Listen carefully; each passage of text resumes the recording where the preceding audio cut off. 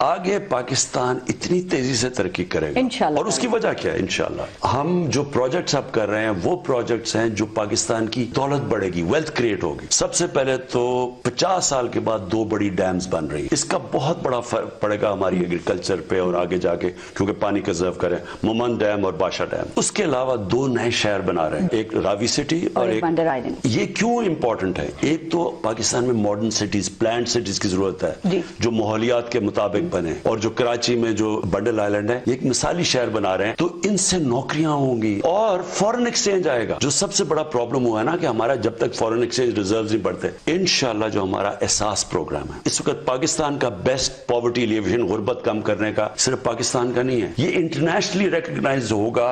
World bank کے جو head ہے پاکستان کا، اس نے مجھے آ کے کہا کہ دنیا میں ایکنالج ہو رہا ہے آپ کا احساس پروگرام، یہ ہے ہمارا غربت کم کرنے کا فلیگ شپ پروگرام۔